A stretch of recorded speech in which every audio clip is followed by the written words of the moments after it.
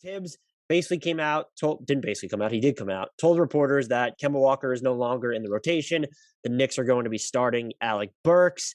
It's a decision that is in stark contrast to how the Knicks acted last year with Elfrid Payton, who they kept in the rotation to their detriment, both during the regular season and the playoffs. I think you can probably applaud Tibbs finally making this decision. I'm tend to be indifferent to it. It doesn't prove to me that he's necessarily learned anything. I think this more so speaks to how low risk the Kemba Walker addition was when you're looking at the money he's making. You didn't have a ton of equity invested in him, so it's easier for you to say, hey, we're going to bench Kemba rather than bench Evan Fournier, who we gave 3 guaranteed years in free agency at essentially double the price point of what Kemba Walker is making per year. This is not to say that I think Evan Fournier should have been the one that's benched. I'm probably more intrigued by what the Knicks would look like if you bench Evan Fournier instead of Kemba Walker. But I'm also intrigued to see a more extensive sample from this starting unit with Alec Burks in there. They have only played Burks, Fournier, Barrett, Randle, and Mitchell Robinson 25 possessions together this season. They have outscored opponents by 12.6 points per 100 possessions over that small size, a 128 offensive rating against a 115.4 defensive rating. One's an elite mark, the former, and the latter is absolute dog shit. Again, such a small sample size, you don't know. What I do think this infers is there are a few things. One, the Knicks clearly don't want to separate Emmanuel Quickley and Derrick Rose too much if they were going to eat into the second unit that's been just straight up annihilating fools this year. And I totally get that. You can give Alec Burks the quick hook and put in Derrick Rose if you're looking for a more stable point guard presence there. Maybe even if you want Emmanuel Quickley to be the first sub off the bench in this situation. So there are ways around that, and I like that thinking there.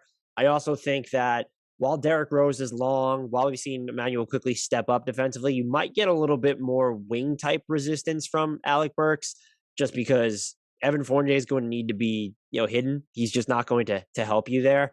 What is interesting about this, though, is I'm assuming, look, and when you look at Kemba Walker's been hitting threes this season, people are pointing at the season stats. He's at a higher clip from 3 than Evan Fournier on the year. But Evan Fournier has also been a lot better recently than Kemba Walker has. When you look at, since November 1st, which is really when this whole Knicks malaise started, they're 6-8 in the month of November.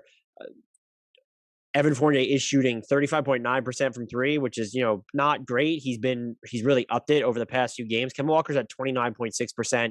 The concern about Kemba Walker is he's getting to the rim even less than in previous years. 21% of his shots are coming at the rim. It's only a 1% increase over last season, and then that number's been on sort of the downtick over the past few years.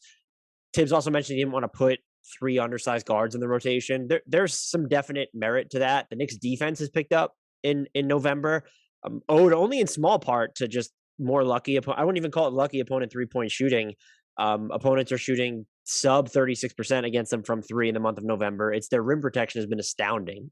Opponents are shooting 56% at the rim against the Knicks in the month of November, which is that's by far and away the league's best mark. And they're actually taking a bunch of their shots within 4 feet, just given how the Knicks are defending right now. So they're 12th in points allowed per possession for the month of November, but their offense, that's coincided with a 24th place ranking in points scored per possession. Kemba Walker's not really helped you there when he's not making shots.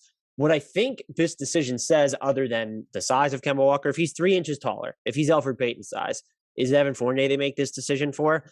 I still don't know, because there is it becomes politics. You paid Evan Fournier more. Are you going to rip him out of the rotation, let alone the starting unit? What I also think this says, by moving Alec Burks into the starting lineup, the Knicks really want Julius Randle to just have carte blanche influence over the offense. And I thought that Kemba Walker did a fairly good job of trying to exist within the larger dynamic of Knick games, to where he wasn't the reason that we saw Julius Randle struggle with his efficiency as much as we have.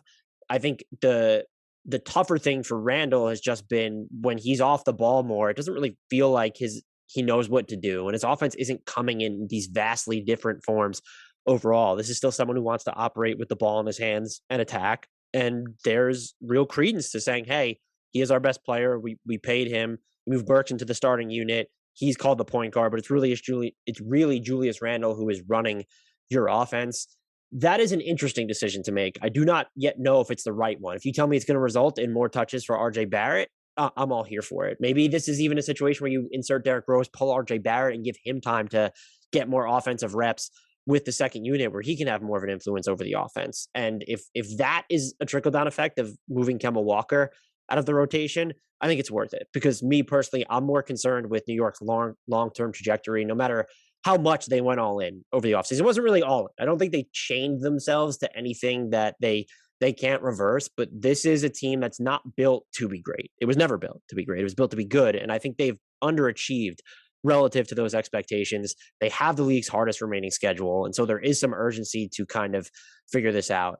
That being said, Julius Randle's shooting splits have been a lot worse with Kemba Walker off the court. And so removing the threat of Kemba Walker's creation, I am wondering what that could do to Randle. The idea of Kemba Walker is worth something, even when Kemba Walker is actually struggling. And you're replacing him with Alec Burks, who, yeah, he's a shot generator himself, so Julius Randle might be fine there. Randle has played better, more efficiently with Evan Fournier off the court. That is something to monitor, and this is including during the month of November. How much of that is just skewed by the fact that the Knicks starting lineup to this point has been a bottom feeder, just the worst high volume unit in the NBA by far for the most part. There's definitely noise in there. This is still something to monitor though, because I think it says a lot about how the Knicks want to use Julius Randle and maybe how they feel about, yes, he needs more spacing and shot creation around him, but is his offense really going to change? Does his feel for playing within that? Is that going to improve? And Tibbs had kind of mentioned that they were going in too many different directions. And that could speak to the offseason of maybe going one too far, where they leaned so far into offensive creation that they got away from specialists or just maximizing the fit around Julius Randle, at least during the regular season. That's not necessarily on the Kemba Walker edition. That could have fallen into their lap. It does seem like they had advance notice on it, just given how much cap space they left themselves to operate with.